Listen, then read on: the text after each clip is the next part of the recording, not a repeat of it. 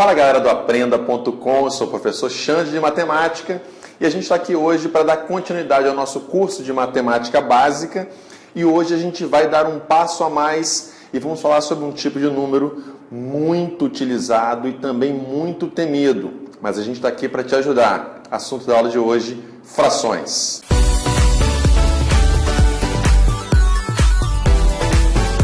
Bom galera, o nosso assunto da aula de hoje fala sobre frações. Até então a gente trabalhou com todas as operações que envolviam os nossos números naturais. As frações são tipos de números que representam partes de alguma coisa, partes de um todo. Mas nós vamos representar as frações ainda utilizando os nossos números naturais, só que compostos de uma maneira diferente. Então, dá uma olhadinha, por exemplo, onde que a gente pode encontrar as nossas frações. Então, observe, por exemplo, uma receita de um cupcake, por exemplo. Então, observe que nessa receita aparecem algumas informações escritas de maneira diferente. Nós temos números inteiros envolvidos, certo? Mas tem uns numerozinhos diferentes. Por exemplo, nós temos ali 1/4 de colher de chá de sal. 1/4, não é uma colher inteira, não é um valor inteiro. É um número que é uma parte de uma colher, não é uma colher inteira. Xícara de creme de leite. Observe, xícara de creme de leite. Não pede para colocar uma xícara completa. Pede para colocar uma parte dela, meia xícara de creme de leite. E farinha de trigo. Não é uma xícara de farinha de trigo inteira. É 1,5 xícara de farinha de trigo. Então, observe que as frações vêm para representar partes de algo, certo? Então, exemplo, se a gente pegar ali quantidade de colher de sal, nós temos 1/4. Então, uma fração é composta por dois valores. O nosso valor que fica localizado na parte de cima é o nosso numerador. E o valor que fica localizado na parte de baixo se chama denominador. O denominador representa o total de partes existentes. Nós vamos pegar um todo e vamos dividir em uma certa quantidade de partes. O total de partes é o nosso denominador. E o nosso numerador representa quantas partes desse todo nós vamos utilizar. Então, quando ele fala em 1/4 de xícara de farinha de trigo, se a gente pegar a nossa xícara e dividir igualmente em 4 partes, nós vamos utilizar apenas uma dessas 4 partes. Isso que representa a fração 1/4. Se eu dividir algo em 4 partes, eu vou utilizar apenas uma dessas 4 partes. Beleza? Esse, então, é o conceito nosso de fração. Certo? Bom, mas existem frações que são representadas de maneiras diferentes, mas que querem dizer a mesma quantidade. Certo? Observe o exemplo que a gente vai colocar. Suponha que a gente tem uma pizza. Gostoso, exemplo gostoso isso daí. Uma pizza.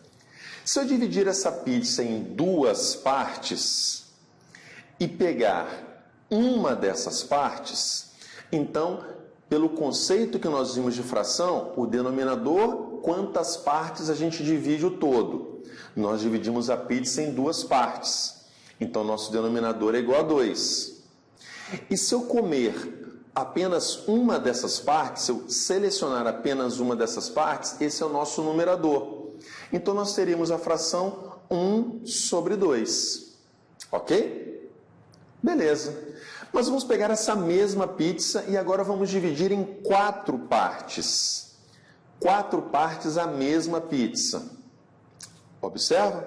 Se eu pegar 2 dessas partes, 2 dessas 4 partes, então pelo conceito de fração, eu estou pegando a fração equivalente a 2/4. 4 é o total de partes que ficou dividido e 2 é a quantidade de partes que nós vamos selecionar.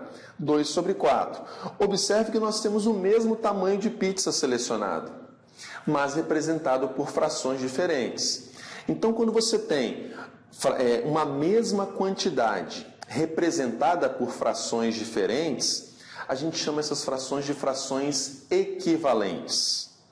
Frações equivalentes representam uma mesma quantidade, mas são expressas por diferentes frações. Beleza? E quando nós temos frações equivalentes, o ideal, a matemática pede, nós vamos ver isso nos nossos cálculos que vão vir a seguir, a matemática sugere que você simplifique essas frações. Deixe essas frações no seu modo mais simplificado possível. O que quer dizer isso? Quer dizer que o seu numerador e o seu denominador ficam com os menores valores possíveis, para a gente poder manipular números menores. É muito mais fácil. Então, simplificar uma fração é tornar o numerador e o denominador com o menor valor possível. E como é que a gente faz essa simplificação? Basta você encontrar um número que divida tanto o numerador quanto o denominador ao mesmo tempo. E aí nós vamos precisar da nossa aula de divisão. Ok? Observe o exemplo, então, que nós vamos colocar para a gente. Bom, nosso exemplo número 1, a gente traz a fração 8 sobre 16. Numerador 8, denominador 16. Significa que eu tenho 16 partes de alguma coisa, é o meu denominador, e dessas 16 partes eu estou pegando, selecionando 8 delas. Joia? 8 sobre 16. Eu preciso encontrar um número que consiga dividir 8 e 16 ao mesmo tempo, o mesmo número que divide o 8 e o 16. Você pode fazer isso passo a passo ou pode dar um passo um pouco mais extenso. Exemplo, eu posso dividir o 8 e o 16 por 2. Ambos são divisíveis por 2. Então, se eu dividir 8 por 2 dá 4 e 16 por 2 dá 8. Nós ficamos com uma fração equivalente igual a 4 sobre 8. Mas é possível ainda dividir esse numerador e denominador por o mesmo número? Eu posso continuar dividindo por 2, por exemplo. 4 dividido por 2 dá 2 e 8 dividido por 2 dá 4. Encontramos uma outra fração equivalente a 2 sobre 4. Ok? É possível ainda continuar dividindo? Ainda dá para dividir por 2. 2 dividido por 2 dá 1, 4 dividido por 2 dá 2. Encontrei uma fração equivalente igual a 1 sobre 2. E observe que agora eu não consigo dividir mais, porque o 1 e o 2 são números que não conseguem ser divisíveis por um mesmo valor. Então eu encontrei a fração na sua forma mais simples possível, certo? A gente vai chamar isso de fração irredutível, quando você não consegue mais simplificar, não consegue mais reduzir a fração, ok? Então observe que todas essas frações encontradas são frações equivalentes, representam uma mesma quantidade, mas representadas por frações diferentes, ok? Beleza. Mas eu poderia fazer isso dando um passo um pouco maior. Se eu pegar a mesma fração 8 sobre 16, eu consigo dividir logo os 2 por 8 de uma única vez. 8 dividido por 8 dá 1, 16 dividido por 8 dá 2. Então, eu já consigo encontrar direto uma fração equivalente da forma mais reduzida possível, 1 sobre 2. Então, simplificar uma fração significa dividir numerador e denominador por um mesmo valor. Você pode ir aos poucos, passo a passo, dividindo com números menores, ou se você encontrar um número maior que já consiga dividir os dois ao mesmo tempo, você pode fazer isso. Você está ganhando um pouco mais de tempo, omitindo algumas das etapas. Ok? Vamos no segundo exemplo? Exemplo número 2, eu tenho 5 sobre 15. Os números 5 e 15, meu numerador e denominador, podem ser divididos ambos por 5. 5 dividido por 5 dá 1, 15 dividido por 5 dá 3. Eu tenho como resultado 1 sobre 3, certo? E eu não consigo mais reduzir a fração 1 sobre 3. Está na forma mais simples possível, então na forma irredutível. Ok? Ótimo. Vale também ressaltar que quando a gente vai falar uma fração, Se o nosso denominador for até o nosso número 10, a gente pode falar as frações usando números ordinais, certo? Como se fossem posições, da seguinte maneira: se você tem 1 sobre 3, a gente chama de 1/3. Se você tem 1 sobre 5, a gente chama de 1/5. Se você tem 2 sobre 7, a gente chama de 2/7. Então veja que o denominador nós estamos usando a ideia de posição, ordinais, números ordinais, certo? Você pode fazer isso até o denominador 10. Exemplo, 3 sobre 10, a gente chama de 3/10.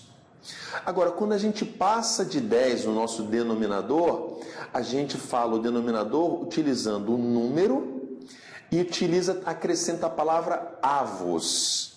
Então, exemplo, observe, 4 sobre 11, a gente chama essa fração, a gente escreve como 4/11. 4/11. Outro exemplo, 5 sobre 13, 5/13.